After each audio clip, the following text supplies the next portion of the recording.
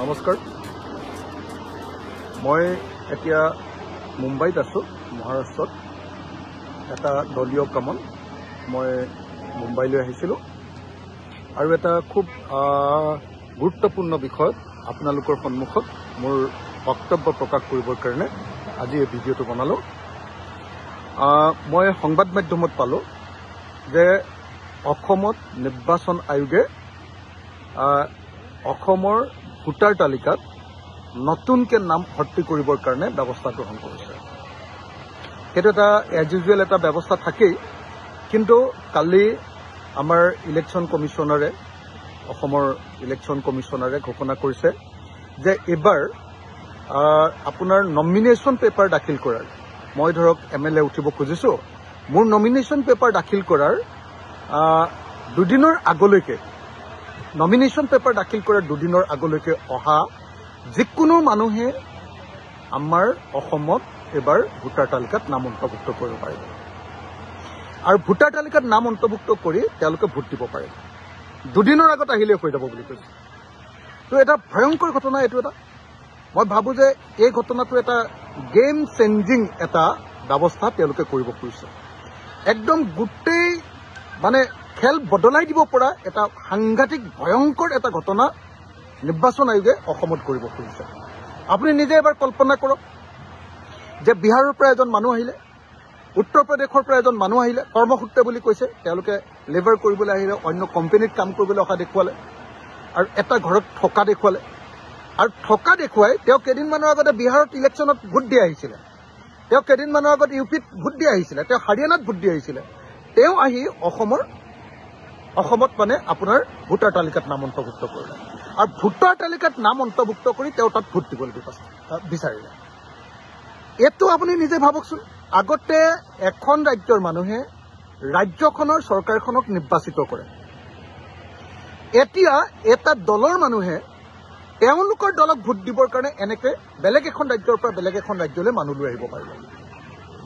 আপোনালোকে নিশ্চয় দেখিছে যে HRIক লৈ সাংঘাতিক ধৰণে গোটেই ভাৰতবৰ্ষ যদি হুলস্থুল লাগি থকাৰ সময়তে অসমত HRIR নহ'ব বুলি ঘোষণা কৰিছিলে, কিন্তু এতিয়াতো দেখা গ'ল যে HRI বাপেক কৰিবৰ কাৰণে ব্যৱস্থা কৰিছে।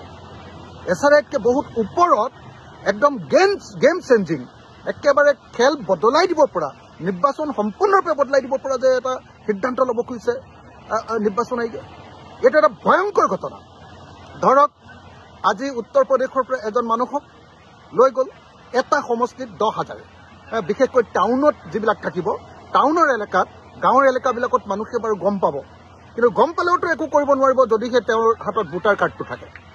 কিন্তু যদি আপুনি ধৰক যে আজি গুৱাহাটী বা যিকোনো এখন টাউন, ধৰক মাৰ্ঘেৰিটা টাউনখন, তাত গৈ কোনোবা বাঙালী মানুহক লৈ আহিলে, কোনোবা বেংগলী মানুহক লৈ আহিলে, কোনোবা বিহাৰী মানুহক লৈ আহিলে, কোনোবা উত্তৰ প্ৰদেশৰ মানুহক লৈ আহিলে, কোনোবা হাৰিয়ানাৰ পৰা মানুহ লৈ আহিলে আৰু লৈ আহি তেওঁলোকক তাত কাম কৰিবলৈ আহিছে বুলি কৈ তাত ভোট দিবৰ কাৰণে অনুমতি দিলে।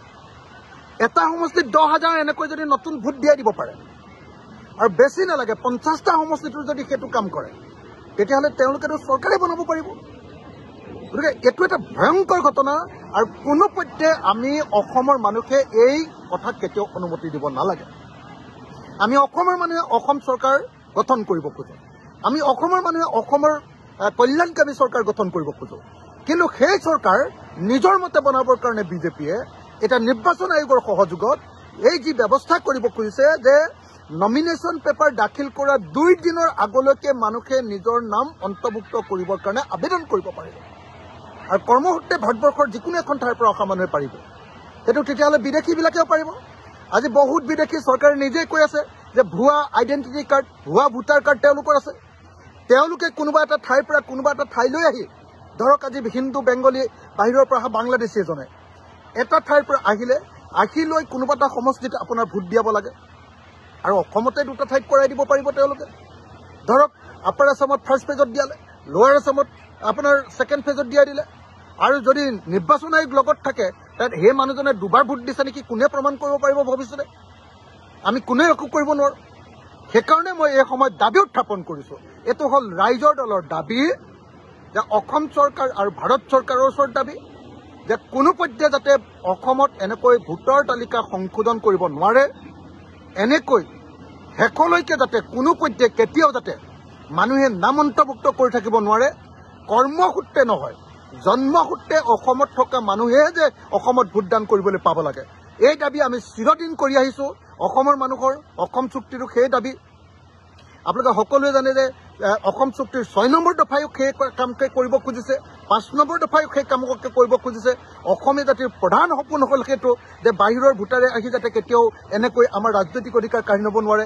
এতিয়া বিজেপিয়ে নিজৰ স্বাৰ্থত এই কাম নিৰ্বাচন আয়োগৰ জৰিয়তে কৰাব খুজিছে, আৰু সমগ্ৰ অসমীয়া জাতি ইয়াৰ বিৰুদ্ধে প্ৰতিবাদ সাব্যস্ত নকৰোঁ তেতিয়াহ'লে নিৰ্বাচন আমাৰ কাৰণে প্ৰহসনত পৰিণত হ'ব, আৰু সদায় নিৰ্বাচনত কেৱল বিজেপিয়ে জিকিব পাৰিব। সেইকাৰণে মই সকলো অসমবাসী ৰাইজ, সকলো ৰাজনৈতিক দল, সকলো সংগঠন, বিশেষকৈ জাতীয় সংগঠন এইবিলাক যি নিজৰ জাতিৰ অস্তিত্বৰ কাৰণে মাত মাতি আছে, সকলোকে ইয়াৰ বিৰোধিতা কৰিবৰ কাৰণে মই তেওঁলোকক সকলোকে আহ্বান জনাইছোঁ, অনুৰোধ জনাইছোঁ।